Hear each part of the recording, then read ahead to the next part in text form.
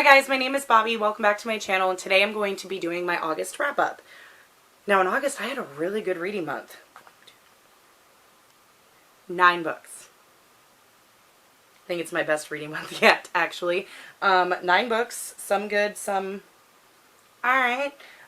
Some of them, it seems like it's been like 30 years since I've read them, so hopefully I can give an accurate review of them because I read them like at the very beginning of the month, and today is September 3rd when I'm filming this. And you know what September 3rd is? Dark Dawn release day! I am so fucking excited.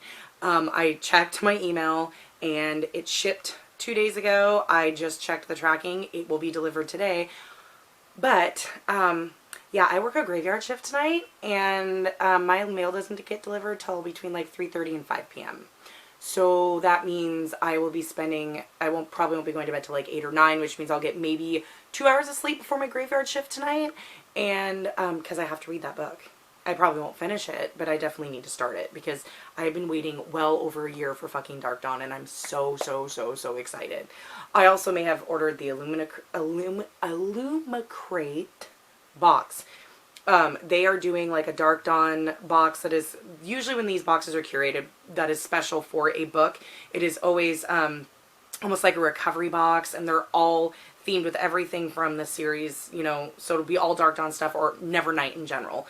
And I think the book is, it's a UK company, so the book is the UK edition. I don't know if there's anything special about the edition. I just know that it is a UK edition of the book, which will be my first UK edition of anything, I think. I don't think I own any UK editions over there, but I am so excited. I am so excited. Like, Dark Dawn's gonna be here today, and like, I'm ready, but I'm so not ready. And by the time you see this, it'll be a couple of days after I film this, so hopefully I will have already finished reading it by then.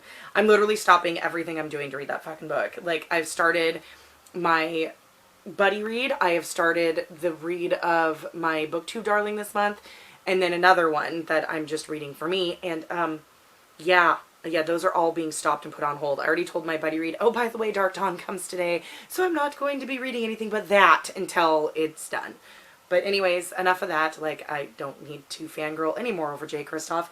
Let's get into the wrap-up. So I'm not going to go necessarily in order of what I read, per se. I think I'm going to go just like how I have them stacked, which is like smallest book to biggest. But the first one that I'll talk about is Dark Mountain by Richard Lehman. This is part of my Richard Lehman read-through where I'm reading all of his books in publication order. Dark Mountain was published in the late 80s. It came under another name too, and I don't remember. I read about it. It was released under a different name in the UK, and I guess that edition is very hard to find. Oh, 1987. Dark Mountain is about 2 families that are together. Like, they go out together in the woods to go on this hike. And in these woods, they are told to stay away from like this certain lake, and they end up having to camp at this lake because I think, was it somebody twisted their ankle or something like that, so they had to stop. My rude fat cat is deciding that he's going to sit there and stare at me from over there and howl at me. Excuse you, you're rude. He's rude and he's fat and he thinks he needs to be fed, but he's already been fed. Goodbye.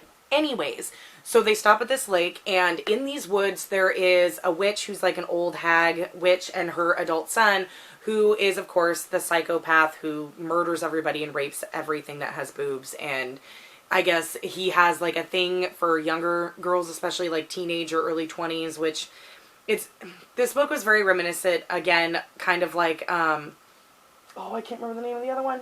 Night Show. Very reminiscent of Night Show, where it's like an 80s slasher film, feeling like a little bit of Friday the 13th in there with the wood setting and stuff like that. It wasn't bad. I gave it 3 stars. It's not terrible, but it's not great either. It was very typical, where like nothing good really happens until like the end, because the whole part of being in the woods, well, I guess that's spoilers, but like the big thing like that happens, I guess I'm gonna kind of spoilers a little bit for a second here. The guy that is demented and, you know, rapes and kills people for funsies, he attacks their camp, rapes the main character, and then tries to get in on the other girls because they're in this big group, and they end up killing him. So his mom, the old witch hag, puts a curse on them, and then they leave, and then once they leave the woods and they're home, that's when all the other crazy shit starts happening. Very typical Richard Lehman, full of blood and gore, rape, sexual whatevers. He says rump a lot. He talks about boobs a lot. It's very much Richard Lehman. I mean, it's not one of my favorites, but it's not as terrible as, like, Beware. So, I mean, there's that. Or the Beast House trilogy, which is just fucking trash. But, yeah, this is done. I didn't add another Richard Lehman to my TBR for September, and I think it's because my Black Prism Buddy read, that's a 600-something page book, and the writing is very small. There's that, and with everything else I have going on, there was a couple books on my TBR from last month that I didn't get to that I'd like to get to, so I didn't put a Richard Lehman on this month, but yeah, another Richard Lehman off my list. The next two books I'm going to talk about rather quickly-ish, only because, like, they were a part of a reading vlog. The first one is Club Dead by Charlene Harris. This is book 3 in the Sookie Stackhouse series. I'm rereading the series, though I've stalled because I read this in the beginning of the month. I started, where is it? I started Dead to the World and didn't get very far. I only got, like, chapter 4. I only got 70 pages in and stopped because I got distracted by other things, mainly Cassandra Clare. But yeah, I finished book 3. This one is where the books veer off, or the show veers off from the books. This one kind of follows season 3, but in theory. Like, Alcide is introduced in this book. Russell is introduced in this book, though Russell has a more minor role in the books than he does in the show. So, I mean, it's still good. Eric is still the love of my life. Yes. Bring me Alexander Skarsgård on a slab. Like, oh god, anyways. But yes, read this. This is just, I think I rated it 3, maybe 4 stars. Like, it's kind of hard. They're rereads. Rereads are rereads. And then next was Prince of Thorns. I talked about this in the reading vlog as well by Mark Lawrence. Prince of Thorns is book 1 in the Broken Empire trilogy. This was the first trilogy he ever wrote. This may be his first book, period. But after finishing the Book of the Ancestor trilogy, I had to get all of his past works because I love Mark Lawrence. And I also discovered, well, I wasn't messing around on Goodreads. I got an email from Amazon because I have bought so many books of his through them. Like, all of my Book of the Ancestor books I got through Amazon. So they know I like Mark Lawrence. And so they sent me an email going, oh, one of the authors that you enjoy, Mark Lawrence, is putting out a new book. He's putting out the start of a new trilogy in April 2020. I am so fucking excited. It has a title. I can't remember it. Like, The Girl of the Stars or something. It doesn't have a cover. But I even forgot what the premise was. But I'm not even going to look it up because that's not what this is about. But it just looks phenomenal. Like, I immediately tagged, like, Melanie at Mel to the Any and Cody and Sam at Thoughts on Tomes. I was like, oh my god, you guys. Because we all love Mark Lawrence. But, so I had to go back and read his first couple of trilogies. I don't think Cody, Melanie, and Sam have not. Sam told me that she was afraid to read his early works because she loves the Book of the Ancestors so much that she didn't want to ruin it by, going back to when his writing wasn't as good. But I love grimdark, and his books are grimdark. The Prince of Thorns is about a man. What is his name? I can't even remember his name now. I am terrible. George. Prince George Ancraft. Prince Honoris George Ancraft. This is a fantasy world where it's very desolate. There's like all these little mini kingdoms, and they've all been at war with each other for many, many years. And when George was young, he suffered a terrible, horrific trauma and watched his father's enemies slaughter his mother and his brother in front of him. And they threw him into these thorns, and these thorns are not like regular thorns that we know. Like, they're almost metal-like, and they hook into your body. And they threw him in there and left him to die, and his father's men found him and saved him. So he has a huge chip on his shoulder, and when this story starts, he's 14. And he is a mercenary and on the road, and he leads this band of mercenaries, and he's fucking ruthless. And but he's really compelling. He's one of those morally gray, ruthless characters that you just really want to root for. Like, you want him to win. You want him to do well. And even though he's doing terrible, horrific things. I mean, everybody said there was, like, raping, pillaging. There's lots of pillaging. There was no rape in this book. Lots of murder, lots of pillaging. No rape, though. And it's pretty graphic. It's war. It's graphic war-like stuff. But he goes back to his father after being gone for 3 years. So I think he's now 17, or maybe he is 14. He was 11. He was 11 when he ran away, and he's 14 now. And he goes back to his father, and his father pretty much treats him like shit and tries to kill him. And he's like, well, fuck you, and then I'm going to take over the world, and I'm going to be king. So that's kind of like where this book ends, is like he's going to go do that. And this is only book 1. There's 2 more books over there. Now, I enjoyed this book. I gave it 3 stars. It wasn't the best thing I've ever read, and it wasn't as good as like Red Sister was, which was book 1 in the Book of the Ancestor. But I can see how he's developed over the years of writing. I mean, when was this even published? I don't even know. Let's see the strand. 2011. So, I mean, it wasn't that long ago, but that's still 8 years ago. And you can tell his writing has progressed. And George, I like George as a character. The way the story moved, like, it was kind of at a slow, leisurely pace, which fantasy tends to do. But then at the end, there was, like, this huge battle, and all of a sudden, boom, we've, like, time jumped, like, 5 years. And I was like, well, how did we get to that point, though? You know, and, like, that kind of irritated me. I don't know if in King of Thorns, if they're going to go back and explain that.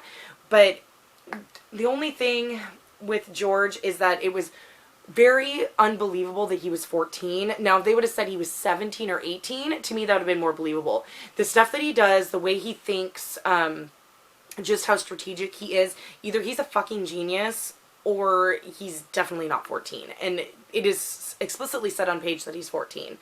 But he is aged up. Like, he acts way older than he says to me in the book. But I enjoy it. I just need to pick up the next one, and I haven't. For some reason. I think I just kind of wanted a break. I wanted a break from fantasy, read some other things, and now I'm just really starting to get engrossed in the Black Prism, which is a big epic fantasy. So, yeah, but 3 stars. Like, if you like Mark Lawrence and you love grimdark, I would say give it a try. If you're not a big fan of grimdark, because this is very grimdark, then stay far, far away. And if you're not sure what grimdark is fantasy, but usually, like, 5 shades darker. A lot of gore, a lot of violence, a lot of war violence, a lot of times a lot of rape. It's kind of almost, to me, grimdark is a mix between horror and fantasy, which is, like, perfect for me. It's like, I love it. So it's pretty much like horror in a fantasy world. Like, all of the characters are morally gray. Most of them are highly unlikable. You're not going to get a lot of, like, happy endings. A lot of them are going to be terrible endings. Hence, you know, Dark Dawn, which is coming, which... But, like, stuff like that. That is also a grimdark fantasy. That kind of things where it's just very violent and very desolate and stuff. But I really love that kind of shit. That's, like, my jam. So, I would recommend it if you're into that. Just know going in, it's not as good as Red Sister. But I've been told also that the other 2 books are miles better than Prince of Thorns. That it gets better as the series progresses. I just need to pick up the next book. The next book I'll talk about, it was my buddy read for the month of August. As you guys all know by now, Vicky from chapter 32, her and I, every other month we've been doing a buddy read, which I absolutely love. Like, her and I are just really good booktube friends and, you know, have a lot in common, and so it's really fun. I really enjoy buddy reading with Vicky because we're both on the same pace. I've buddy read with a couple other people, some subscribers, other booktubers, like Cody, for instance. Like, I love Cody, she's my girl. But we buddy read a book together, Holy Sister, and she finished it way ahead of me. With my job, working like in the middle of the night or really, really early in the morning, plus my 2 kids, it's easier for me to stick like on a 50 pages a day, like 100 pages a day top schedule. Usually 50 is my limit, because I'm just so busy. And with Cody, like, she doesn't have kids. So for her, she can, you know, she doesn't get distracted or has to stop or anything like that. And when I get really into a book, like, usually whenever I get super invested in a book, I always get interrupted constantly. But then if I'm reading tons of shit books, then nobody wants to talk to me. It's ridiculous. But she ended up finishing like 2 days ahead of me, I think. And with Vicky, I never have that issue, only because she is also has 3 kids and she's married and she's, you know, she's got a lot going on herself. So it's easy for us to go like, oh shit, I got so busy today, like I couldn't read my pages. The other one goes, okay, fine, I'll wait, you can catch up tomorrow or whatever. It's just very easy going. And so we actually have buddy reads planned out, I think through March of next year. I think we're that far out now. Maybe. Possibly. I think so. Or damn near. Because our next buddy read is October, and then, let's see, December, maybe through February, I think. But anyways, enough about that. We read The Ruins by Scott Smith. The Ruins is a horror novel, and it takes place in Mexico. And both of us have been wanting to read this for a long time. Originally, I had this on Kindle, and I bought it on Kindle a year ago, I think, and I just hadn't gotten around to it. So she has a hardcover, I believe. And so I was going to read the Kindle. First day, we read the first 50 pages. What I thought was 50 pages was only 20 pages in her book. So the Kindle was so far off the physical copy, went online. I was like, well, I'm going to go online and I'm going to buy a physical copy because this is going to be too hard for us to stay together if, you know, your physical copy is totally different than mine. Like, it's going to be hard to figure out exactly where we're at. What I would have liked to have done is been like, okay, we're going to read to chapter such and such. This book doesn't have fucking chapters. And that's one thing that I absolutely hated about it. I do not like a book without chapters. Chapters give me places, it makes me feel accomplished as I'm reading. It makes me feel okay to stop, like it's a good spot to stop when you're reading. It's also when the chapter ends on a cliffhanger and you get to the next one, it's like, oh, I gotta keep going. I like chapters. This one has no chapters. Let's see. So this is what it looks like for a chapter break. Like, all it has is just this little bit right here. Hopefully that's focused. I can't tell. But that's all it gives you. And then that's it. So we had to go by page amount. But after I got the physical copy, which I just one-nighted it, Amazon Prime, and got it here so we could continue, I gave this 3 stars, I think. It was a 2 to 3 star. I love horror novels, and we read this. This also takes place in the month of August, which made it perfect in Mexico. And the whole point was, like, we're getting into the horror mood because in October we're reading a horror book as well. So it was like, okay, we're kind of getting into the spooky mood. We're getting close to that season. And both her and I had the same feelings on this. Most of the books we read, we both agreed on. I don't think there was any that we've ever read where anything's been too far. But anyways, The Ruins. The Ruins is about a group of friends who are on vacation in Mexico, and they're staying, I think, in Cancun, if I remember right, in Cancun. And there is 2 couples, 2 male and female couples. So you got Eric and Stacy, and Josh and Amy. And they're vacationing. It seems like to me, by reading the book, that they were like planning on being vacation for like a month or so, because they're there for a really long time before the story even gets started, and they were supposed to be there for another full week before they were supposed to go home. So it seems like they were spending like 2 to 3 weeks in Mexico. But while they're there, they've met people from all over the place that are also visiting. They meet one guy who is a German. Why can't I think of his name? Matthias.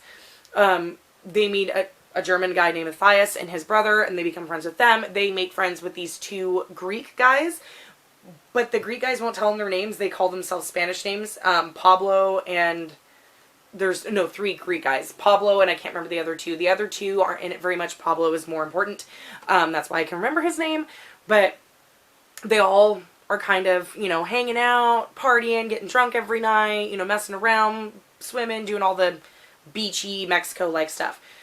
And one day, Matthias comes up to Josh and Amy, and he tells them that his brother, Heinrich, I think is his name, if I remember right, has gone missing, and he can't find him, and all he left him was a note saying that he met a girl who's an archaeologist, and he was following her into the jungle at this spot that's like, 40 or 50 miles away?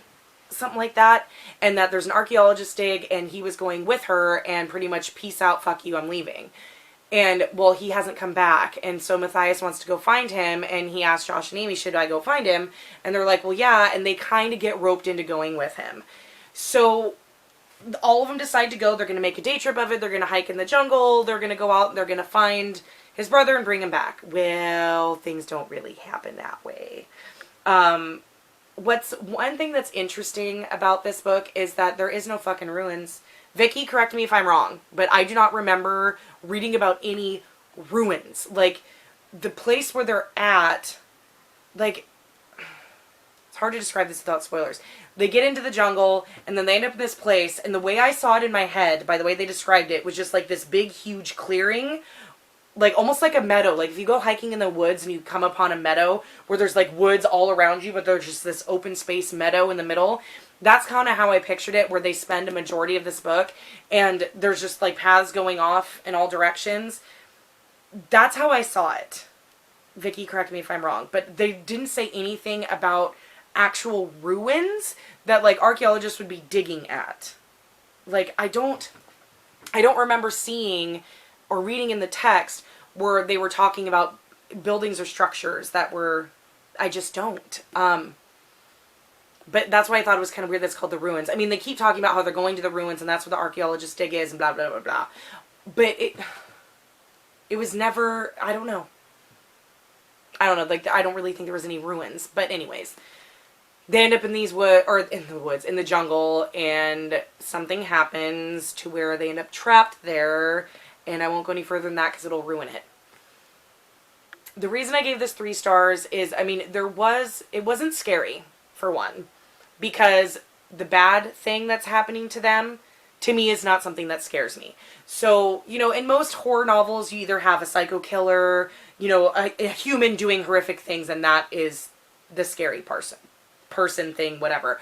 Or there's a monster, or there's aliens, or, you know, there's always something that's creating the horror. The thing creating the horror in this book does not scare me in the least. It is something where I'm like, really? This is it? This is what, really? Like, ugh. Like, and it was frustrating because everybody said really good things about the ruins and how much they loved it. But there was one instance in the book, like, I mean, okay, let me rephrase that, I guess. It didn't scare me. It didn't scare me. And like most horror novels, because I'm kind of desensitized to horror now because I've read it so many times, it's just, I need some kind of scare. I need to feel a little bit like on edge or just tension. Like when somebody walks in the room and they speak to you and you jump because you're so immersed, that's kind of horror I like. This was not that at all. This, after a while, it was like, oh, I have to read that today. Like, it became a slog to pick up, and I don't really like that. Vicky and I kind of predicted how the ending was going to go. We did not guess who would be the final one standing. We both got that wrong. But other than that, it was okay. It was mediocre. Now, if you're starting in horror, this would probably be a good place to start, which is so funny because when I was reading the reviews of this book, everybody's like, oh my god, this book is so scary and it's so gory. Not really. I mean, there is some body horror, but the body horror isn't like, you know, zombies eating you alive, or, you know, it's not anything like Walking Dead scary like that where it's like, ugh. The body horror is like, you know, somebody gets injured. And I mean that's not body horror to me. That's just like, shit, somebody got injured. I mean, you can read that with that one book. It was made into a movie with, was it James Franco, where his arm gets stuck in the rock and he has to cut off his own arm to escape. That's body horror, if you want to be technical. I mean, he had to like cut off his own arm. That is a graphic body horror. A medical body horror. And that's kind of what I got in here more than anything else. There's one thing that really got Vicky, and I can't ruin it, but it was with mildly spoiling, but not really. It involves somebody thinking that there's something crawling under their skin. That, like, freaked her the fuck out, where it's like, you know, when you see that show where, like, you know, parasites inside your body and stuff like that, it reminded her of that, and it, like, really skeeved her out. That I can understand. But the thing that was killing them, or, you know, causing the horror, I guess, and killing them, I guess, because it's a fucking horror novel, people die, it didn't scare me. It didn't scare me at all. Sometimes I found it kind of laughable. And, of course, he did what all other horror novelists tend to do and horror movies tend to do. They gotta add sex in there somewhere. Granted, they're middle in the jungle and it's like 100 degrees outside and they're stuck and all of this shit. But, you know, this girl who is, you know, in this tent, she's trying to, like, you know, they're trying to go to sleep at night and they're all freaked out and scared. You know, she's got to jack off her boyfriend. And, you know, it's got to describe it, like, shooting out. I'm like, really? This is a horror novel. They're scared for their lives. We have to hear about, like, a cum shot? Like, it was 3 stars. Like, I probably won't read anything else from him. It didn't scare me. It was okay. Like, the story had a good concept to start, and then we got there, and I was like, this is it? And the writing wasn't horrible, except for no chapters. But yeah, anyways, I've rambled on about this, or kind of half rambled. Done with that. The next book I read, or whatever, I'm not really going in order, is all because of Joelle. It's her fault. I watched her video about all her Buffy shelves and stuff like that, which I was insanely jealous because I lost all of my Buffy stuff. My in between moves, I had my dad keep a lot of the stuff, and then my sister moved in and out with my dad a lot as an adult, and her children and all that stuff. So a lot of my stuff got thrown away, which really upsets me because I had a lot since I was a teenager when the show was actually airing. But when she showed her shelves, like there was a book I saw that I had to have, and that's Buffy the Vampire Slayer's Slayer Stats. So it's an infographic guide to all things Buffy. So it's like a graphic novel. Let's see. Like here's a couple pages all about Giles, who is life. But yeah, but it's cool. They've got all these different, like it shows the timeline, their timeline, and like all the different things, like how many episodes they were in, like just different little facts about them, like the first words they were spoken in the show, the last words they spoke in the show, stuff they like and don't like. Like this was a fun fact. Percentage of episodes featuring Giles in which he wipes his glasses, 100%. Like just random funny shit like that. Like, even the stuff that's on the cover, like, facts, there were 7 sirings on screen, so 7 vampires were made on screen, 574 deaths in the entire series of 7 seasons, 161 dustings on screen, so 161 vampires killed, 132 Buffy vampire kills, so vampires that she killed, 15 episodes in which no one dies, just random stuff like that, like, all the way through, and it was absolutely fun to read. I mean, I read it in, like, an hour, because, I mean, it's a graphic novel with not much into it, but like it's just super cool. Like Buffy's is really cool because I mean it's the same as like Giles, first words, last words, loves, hates, her episode count, which is all of them, and then she's got a kill chart. So for her, she's got a kill chart which shows all the different things that she's killed, spirit bears, robots, humans, and then demons and vampires. So it's like, I don't know, it's just kind of fun. So it like gives you little things about Sunnydale, like what happened before the Slayer, the anatomy, like the different weapons she uses, other Slayers throughout time, all the big bads from the entire series, so you can see all of them. It was just a fun fact book, and I had to have it. I saw it on her shelf, and I fucking had to have it. So I did, and I read it, and I think I gave it like 4 stars. It was good for what it was. And there was only a couple of things in here that I didn't know, like especially like all the counts, because you know that's not something I keep track of. But everything else, like, I did know because I have all the Watchers guides. I've watched the show 50 million times. It's my favorite show of all time. So for me, like, I didn't learn as much, but I didn't get that to learn anything. I got it because I had to have it. Like, it's a statistic book of Buffy things. Had to have it. The next book on my list I read because of Vicky. I read it shortly after she did. I believe she read it in July, though. She read it in July. I bought it immediately after watching her vlog, and then by the time I started reading it, it was the very beginning of August, and that's Confessions by Kane Minato. I think that's how you pronounce her name. This is translated from Japanese. This book is fucking intense.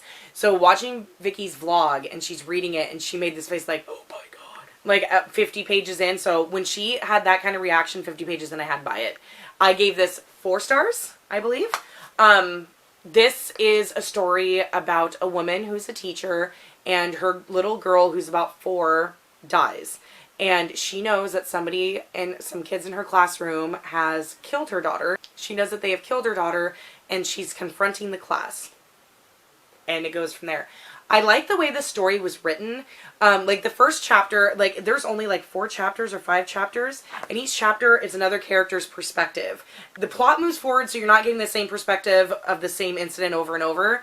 You start out with the teacher's perspective, and then as you move on, the story progresses with each person that you follow.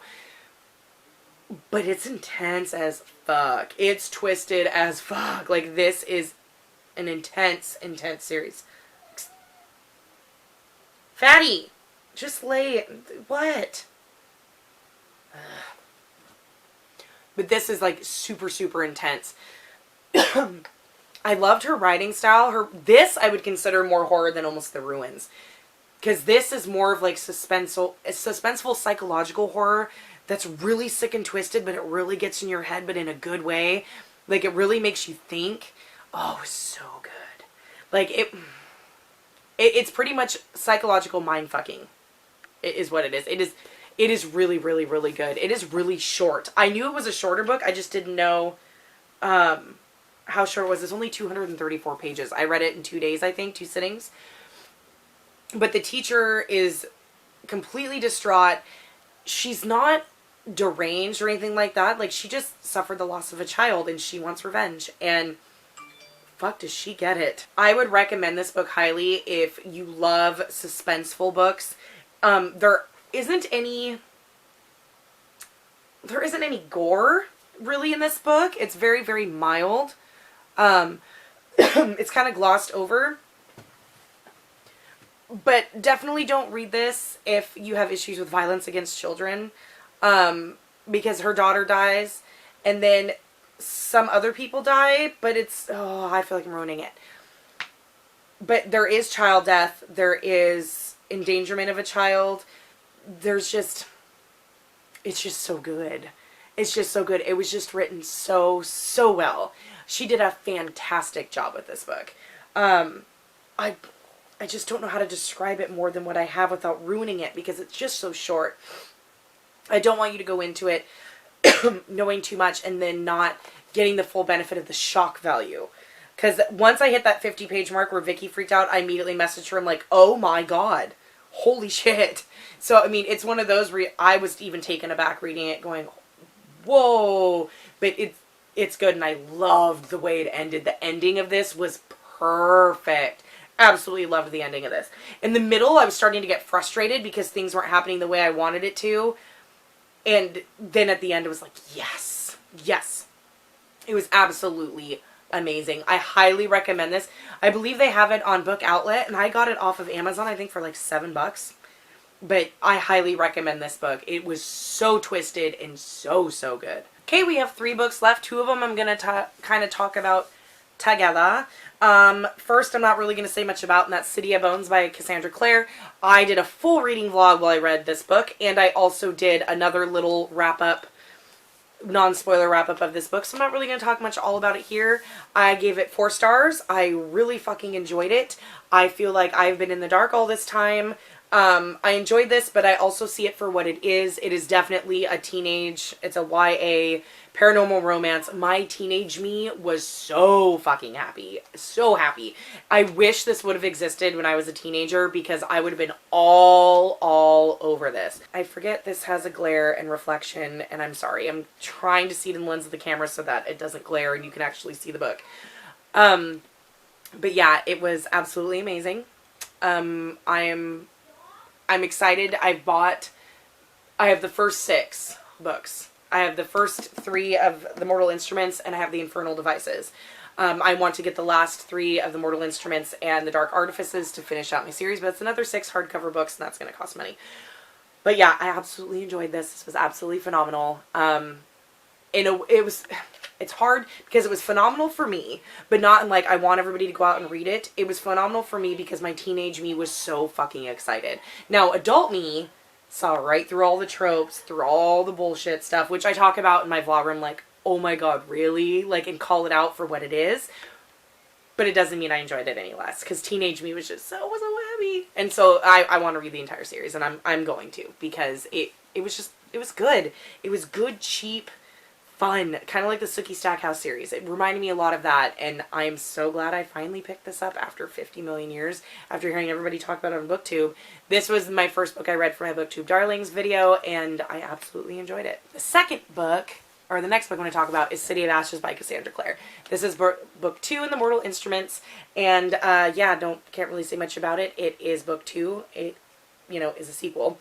This one I only gave 3 stars, didn't enjoy it as much. The plot was really kind of lame and meandered until the end where we had this like big end battle, which was fine. Also, there's a character in here that I can't stand because I wish he'd just go away. I mean, he's a nice soft boy, but on the other hand, it's like, dude, just go away. Like, you annoy me because you're ruining with the people who are actually supposed to be together. And I know that creates the drama and all that stuff, but it drives me nuts because I'm an adult. As a teenager, I probably would have been all excited, but as an adult, I'm like, just go away. But it was really good. But it was only 3 stars. Yeah, not terrible. But not, like, fantastic yet either. I know the other ones, I hear the Infernal Devices is, like, the best trilogy out of all of the Shadowhunter books. All I hear about is how amazing The Infernal Devices is, and how The Clockwork Princess, which is the last book in that trilogy, is like one of the best books ever. So I'm working my way there. I noticed that Mel to the Any read these in publication order, which if that's the case, then after this I need to read City of Glass, which I have started. And then after that, then I read Clockwork Angel, and then do book 4 of The Mortal Instruments, then 2 of The Infernal Devices, then 5, then 3, then 6. In order, like, because that's how they were published. So they published, after City of Glass, she published Clockwork Angel, and then she alternated to finish off that one, and then the 3 Dark Artifices. So yeah, City of Ashes. 3 stars. Okay, not as good as the first one. Really not a fan of Simon. I'm just going to leave it at that. Ooh, before I get into the last book I read, I'm also currently reading Bloody Rose. I started it in August and didn't finish it. I am not that far in for how big this book is. I am 78 pages in. I am enjoying it. It's good. It's good to be back in the world, but I just haven't been in the mood to pick it up. So I'm not forcing myself to read it because I don't want this to be a bad reading experience for this book, because I know I'm going to love it. I just need to be in the right headspace to read it. I just have to be in the right mood for this book, and I'm not currently in that mood, so I'm not going to ruin it. But yes, I am currently reading this one as well. It's a work in progress. Okay, we are on the very last book I read in the month of August, book 9. And it was one of my book of the month books that I had. And that is The Summer of '69 by Ellen Hildebrand. Or is it Elin or Ellen? Elin? Ellen? Ugh. I forgot to look how to pronounce it. I think people mispronounce it as Elin, but I believe it's Ellen. I believe. But yeah, this is a historical fiction that takes place in the summer of '69. Fancy that. And I gave this book 3 stars.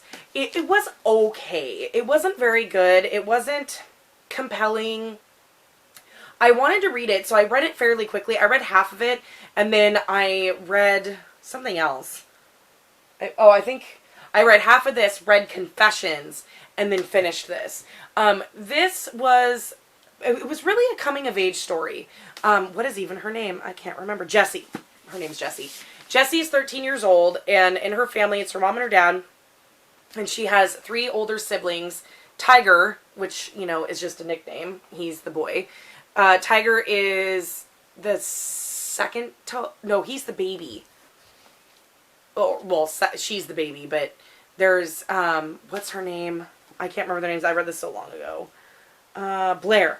So Blair is the oldest sister, and then you have Kirby, who is like the second oldest girl, and then Tiger, who's the only boy, and his real name is Tyler, and then Jessie. So the 3 oldest children are they have a father who has passed away, and then Jessie's dad is their stepfather. So it's like kind of a blended family, but Jessie's like the youngest. She's, the half sister. She's the kid sister. She's always been kind of left out. And in the summer of '69, she ends up on, is it Nantucket? Yeah, they're on Nantucket. Yeah, on Nantucket. And none of her siblings are there. Her older sister Blair is stuck in New York. She's married and now pregnant with twins. Her sister Kirby decides to go vacation on Martha's Vineyard and work and kind of start her own path, because she, it's the swinging 60s, and Kirby was very much a hippie, and the fact that she was at protests and stuff like that, and was very much against the Vietnam War and like all that. And then Tiger gets sent to the Vietnam War right before the summer. So it's a very tumultuous time. They do talk and touch on some of the historical things that happened during this time. I can't remember the name. Chappaquiddick. Where Ted Kennedy drove his car off the road and sunk it. They talk about that. They talk about the moon landing. And there was one other, I thought, big thing that they talk about that I can't remember. The Vietnam War, I guess. But yeah, and it's very much a coming of age story for Jessie. It's tailored to be like, oh, we're going to talk about all the family secrets. Family secrets were fucking lame. That's why I got 3 stars. I called them all a mile away. Like, once the story started and they got to Nantucket and they met, everybody started kind of doing their thing, I automatically knew exactly what everybody's secret was. it was so blatantly obvious, and like it's made you led to believe like, oh, they're figuring out all the family secrets and everything's coming to light and blah blah blah. Nope. Really easy to figure out very early on. I mean, and they don't, it's not that they're dropping hints or alluding to it.